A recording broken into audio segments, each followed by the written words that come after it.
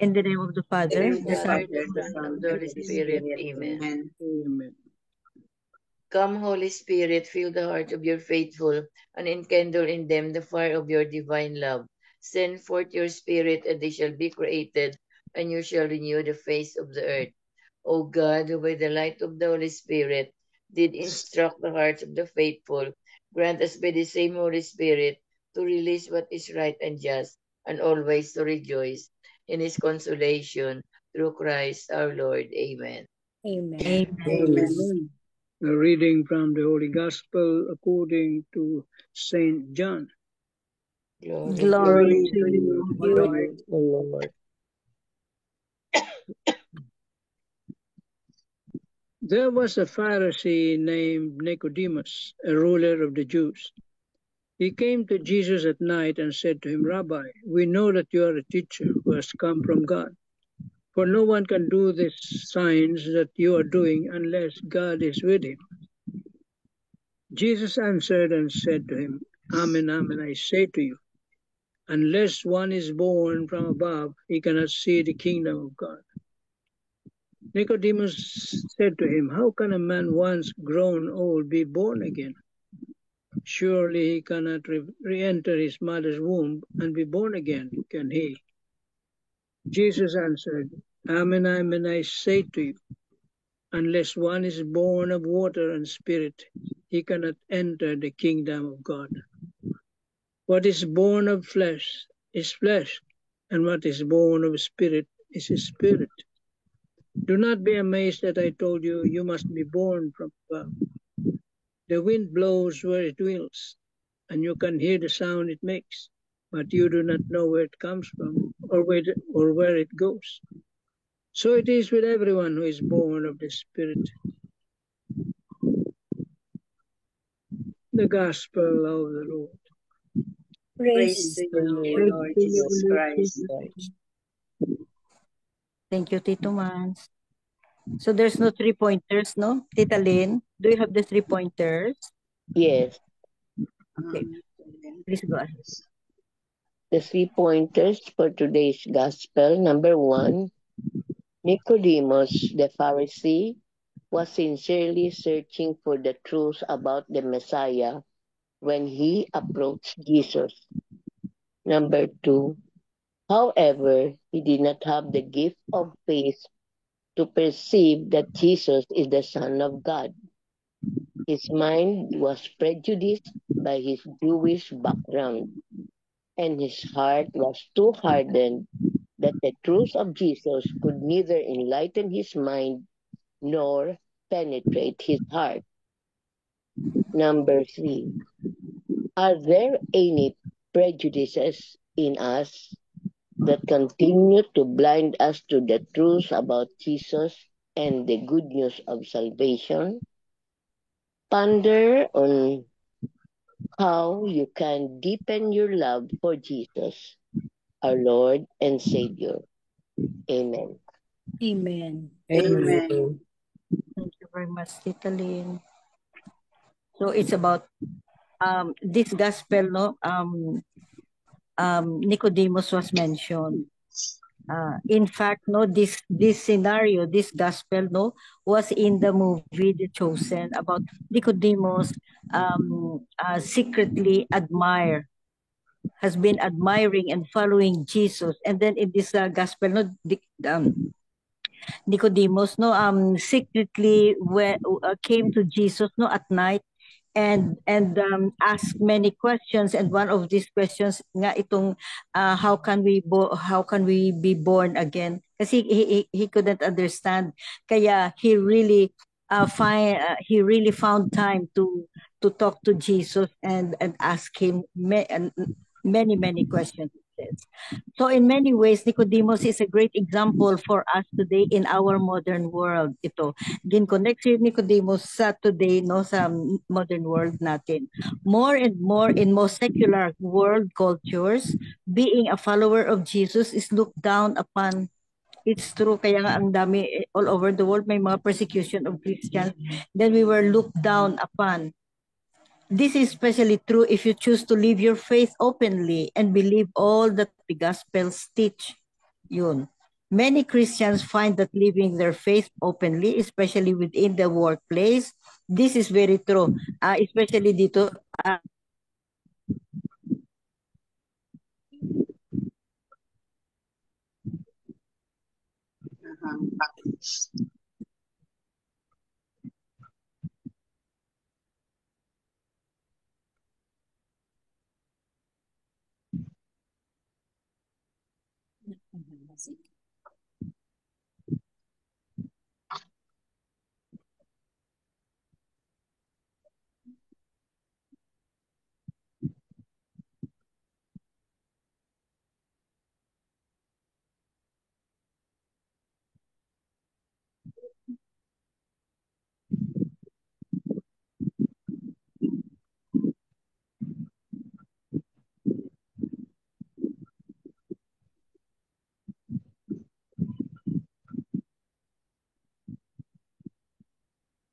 Nag-freeze na naman.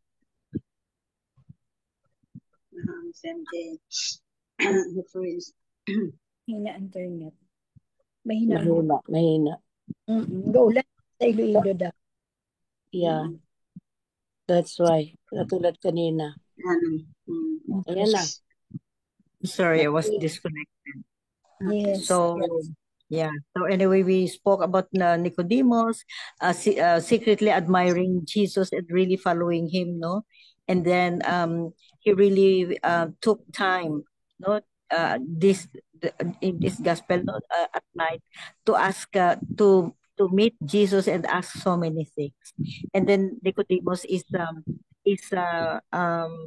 compared to our modern life ngayon, na our modern life ngayon, no, is like Nicodemus, na we're challenged.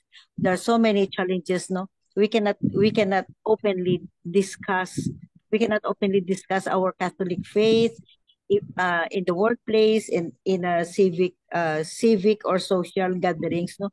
We can't, especially nowadays, no. Especially ito Catholics, kasi parang persecuted ang mga Catholics eh. I mean, it's a challenge. Dito sa Philippines is not, but sa ibang countries, no, ibang other places, no, talagang parang may persecution if not Christians, no, especially ang Catholics, no.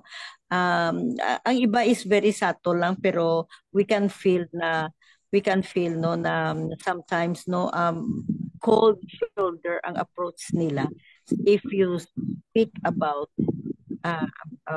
your faith. So we are like Nicodemus. We have to face challenges because Nicodemus believed in Jesus. We have to face challenges like him. Be bold to declare your faith like him. Amen. Amen.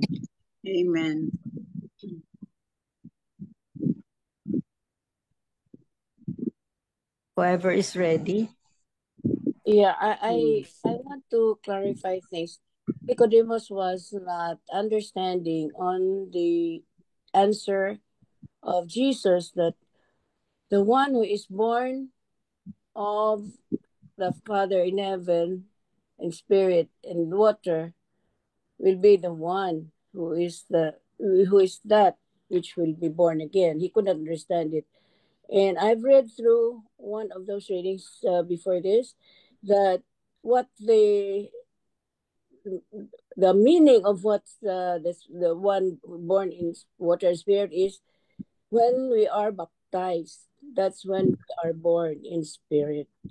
Because this water, we're baptized with the water, and I remember when Jesus was baptized by St. John in that river of Jordan, that when he arose from the water, then the Spirit was there, and a big voice was telling the people, "He is my son. This is my beloved son."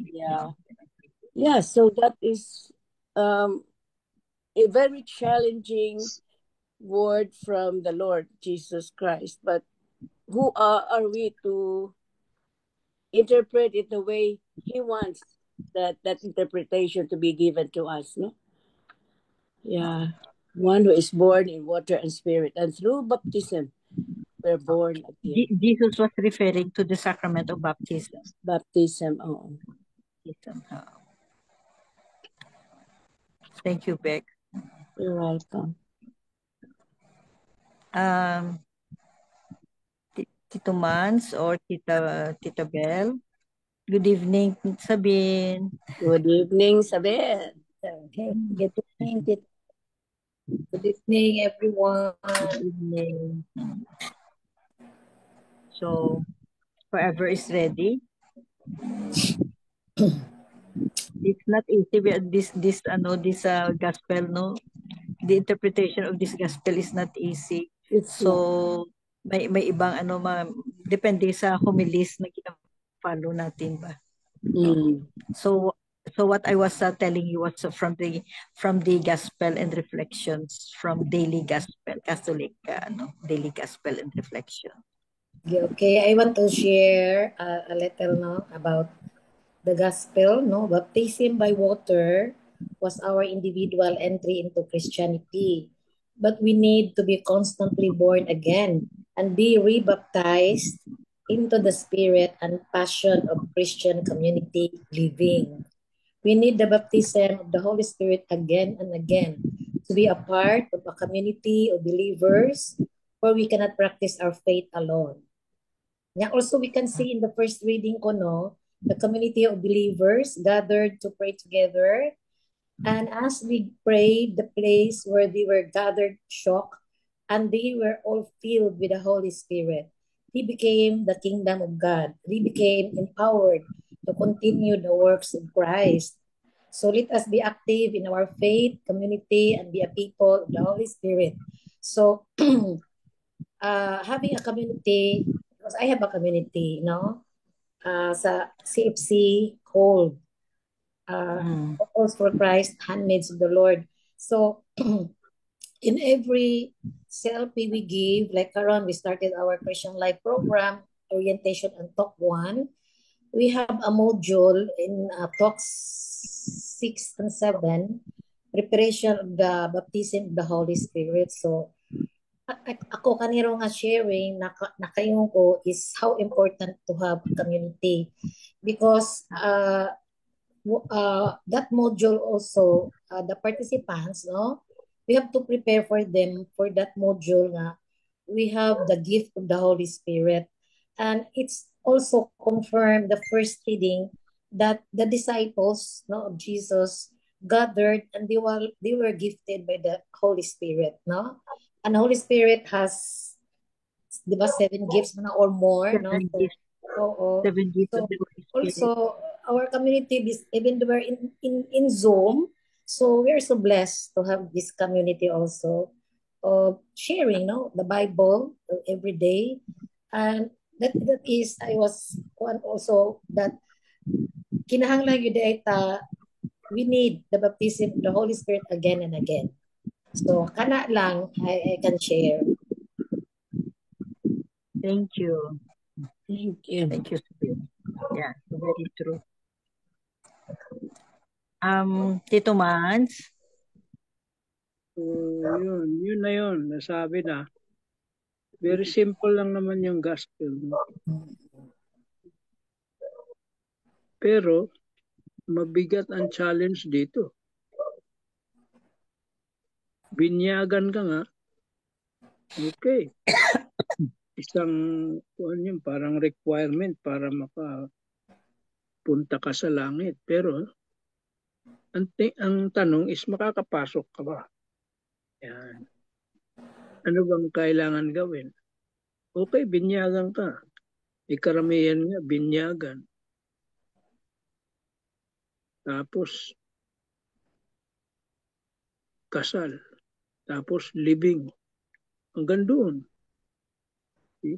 Nominal Catholics by name. Hindi practical.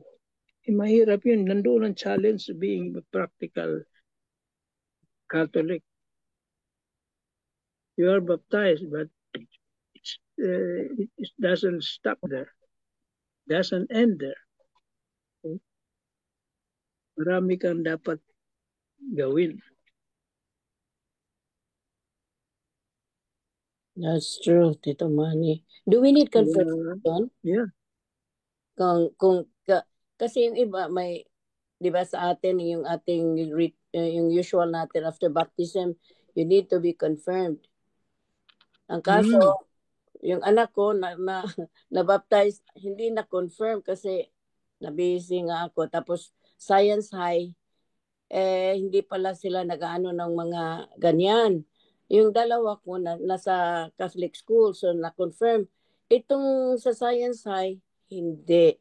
Hanggang ngayon, nagkaroon na ako ng problema dahil ayaw magpa-confirm. Naku, Tito Manny, kailangan ba talaga ang Kulang confirmation? yun. Ha? Kulang yun. Kulang. Kulang nga. Paano? Okay, if dili ma confirm doktora, di ba isa yun sa mga requirements sa Lagi, testimony sa sa kasal. kasal. Ang kaso, kung magpakasal, sila na lang, walang sponsor, walang, sabi ko, ay, ngayon lang ako nakarinig na walang, kung may kasal, hindi na, sila na lang, at saka walang sponsor. Hala, No. ano kaya yan? Two witnesses needed. Ha? 2 witnesses is needed. Maski yan walang celebrate outside the mass yung sa kasal, kailangan mo pa rin ng 2 witness. Kasi naka-witness Witness na yan, hindi sponsor. Dito Manny, sabihin ko, witness, hindi sponsor. Pareha. No, sponsor and witness. Yung sponsor, witness. Witness na yun. The sponsor is the witness. Dalawa lang kailangan. Ako na, meron na akong sponsor for your marriage. Sabi niya, Mommy, what is that sponsor? Wala nang sponsor. Hala, paano ko kaya ito? May witness yan. Sinong pipirma? Sinong pipirma doon? Pare lang? Kayo lang? May witness siyempre doon sa pinirma niyo. Pinasal kayo. Kasi sa document na yan, may document yan eh. Kailangan may witness. Okay. At least, thank you. Thank you. Sabihin ko, witnesses. kailangan may, hindi sponsor, witness. Oh. Witness pala. O sige. Tin mo ang term. Di ba ang term? Kasi ayaw eh. Ayaw na. Nagiging ako. Hindi kailangan sponsor. Witness lang. Pwede na. Valid na yun. Baka ma-turn off sila sa sponsor. Kaya, Need may bayad kung sponsor. Yung iba naman day, 20 pairs. Oo nga eh, ang dami. Ito nga ang ikakasal na pamangkin ko sa yung aking kapatid, 20 pairs or 18 pairs. Ayaw niya, siya ang bridesmaid itong July, no? Tapos sabi ko, how about you? Meron na akong sponsor. Hi, mami, walang sponsor. Sabi niya. Confirmation ang gusto kong, sige kong na after baptism, confirmation. Nagsisi talaga ako na busy ako sa practice. Hindi ko na pa-confirm itong batang to.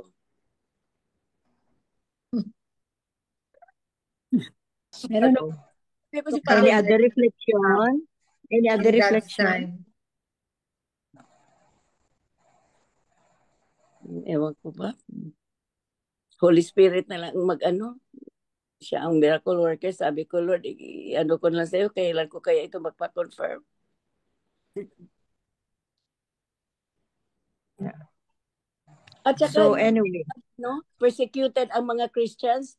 Yeah, years ago, may nagpapasa sa akin ng video on Catholics na talagang inano ng mga Muslims, no, surrounded by Muslims, pinagbato, tapos inanuhan ng, may gas pa nga eh, inanuhan ng gasolina yung ano niya, surrounding niya. Nakakaawa. Hindi, sa mga Hindu, ano ba yan ang tawag doon sa India? Sa India, mga Hindu. Persecuted ang mga Catholics doon. Galit na galit. Anyway, sa US nga lang eh. Mabuti na na-minimize na. Ay, yung Bible, no? Yung simbahan, yung mga kung ano-ano. Kailan ba yun, John? Oo. That was the time of the other administration. May mga simbahan nga ginasunog. So, yun ang mga challenges natin na modern day Christians or Catholics ba? Yun, Bakit persecuted? Ever since, no? Ever since. So, Persecuted Christians. Kaya kaya nga, nga ito ang mga challenges natin eh. Since biblical time, ang dami talagang challenges, no? yeah. But we know about that, and then we'll just keep safe, no? Of course, we have to keep ourselves safe, no? And be strong. Be strong lang. Yun lang. Si Tito Mans nag-reflection na? Wala pa.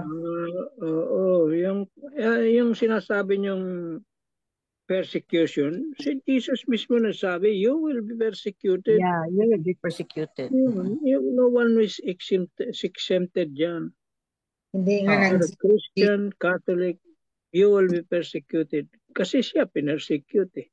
Pinako. Persecuting siya eh. persecution. Now, as a baptized Christian, marami ka pang obligasyon. Hindi lang yung sisimba ka ng linggo. Tama yung sinasabi ni Tita na you have to be a member of a community. Because you do not save yourself alone. You're saved through the community. Kaya importante ang community.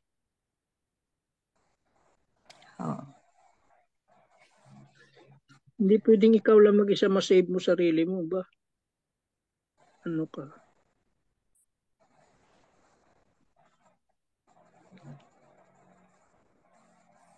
Okay. Thank you, Tito Mans. You have something to say, Tita Helen? Wala na po. So, okay. Tita Bell, of course. Yung internet ko, MJ, very unstable. Mawala Sa akin talaga din. ako. Sa akin din. Many times na ako Tahimik si Tita Grace o tahimik. Tita Grace Tulog daw. na ba? Tulog na? Tanong natin. Tulog ka na, Grace? Hindi pa. So, I think that's it. Kung tapos na. Yes. Oo. Very unstable din ang internet ko kasi. So, anyway. This I'm going to repeat myself. No, this gospel no is nandito. Very very nice scene. Very nice scenario sa The Chosen. Itong Nicodemus. Ano tawag dito? Visited Jesus, no, and they spoke. They had lengthy conversation, and ang daming tanong ni Nicodemus. So, And also, MJ, si Nicodemus Puno is best friend niya yung siya yung nag-instruct ni yung nagkumuha sa body ni Jesus. Siya yung nag-utos daw nga ipakunin mo yung body ni Jesus. Oo, then i-have that tomb at doon siya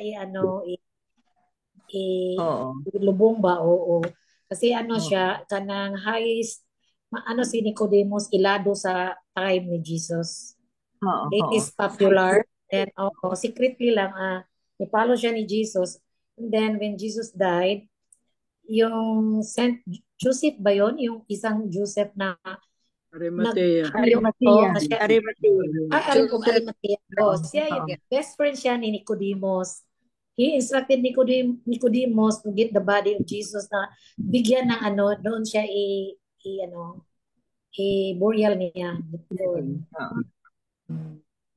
I-follow talaga siya ni Jesus. Si Nicodemus. Si Nicodemus. He is a Pharisee. Pero mabait siya. Oo. Kaya palihim lang siya kasi takot din siya sa mga ibang Pharisees. Kukuhanin siya. Persecute din siya. Bawal yun sa Pharisee. Makipahalo-bilo ka sa mga Hudyo. Bawal yun. Kaya gabi lang siya pumupunta doon. Palihim pa. Secretly. Secret meeting. He's avoiding other Pharisees.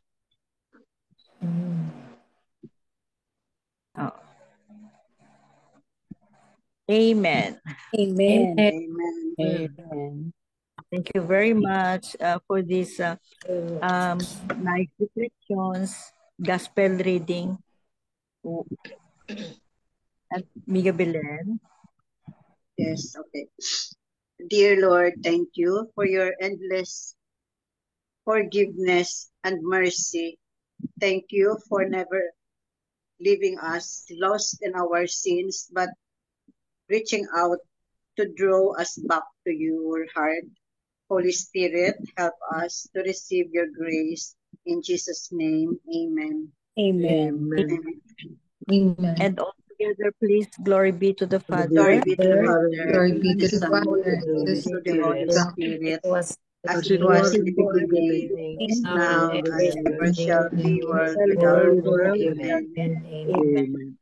World In the name of the without Father, end. the Son, Father, Holy Son, Spirit. Holy Spirit. Amen. Amen. Thank you all. Thank Thank you you very all. Thank much. you. You Bye Bye, bye. guys. Bye bye.